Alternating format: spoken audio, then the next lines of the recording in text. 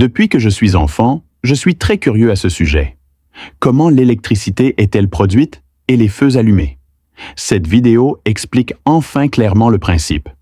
Il s'agit du dispositif d'allumage d'un briquet, également appelé dispositif d'allumage piézoélectrique.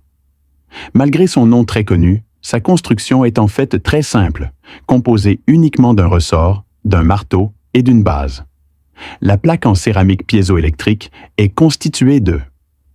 Lorsque vous appuyez sur le bouton de l'allume-cigare, le ressort fixé au bas est comprimé.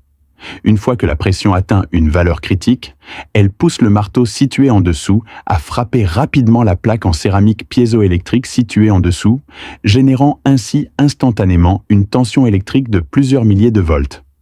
L'étincelle électrique générée enflammera le gaz butane en évaporation et produira une flamme. Mais il n'y a pas de batterie dans le briquet.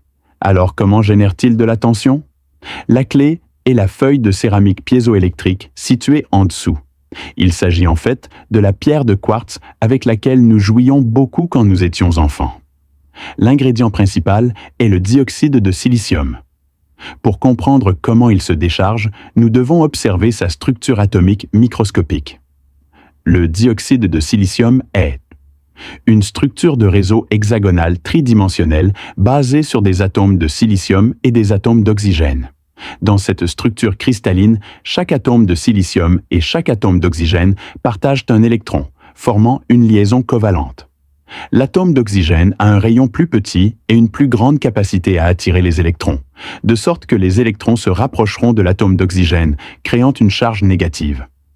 Au contraire, les atomes de silicium les plus éloignés des électrons portent une charge positive.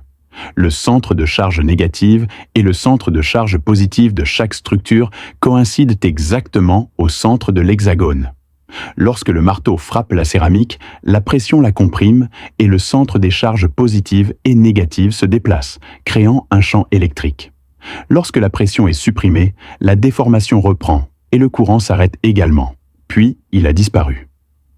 Cependant, la tension générée par un seul canon est certainement très faible, mais lorsque d'innombrables structures identiques sont connectées en série, elles peuvent générer une tension très étonnante. Je pense que tout le monde utilisait cet appareil pour choquer ses amis quand ils étaient jeunes. Alors, savez-vous pourquoi cette haute tension ne vous électrocute pas?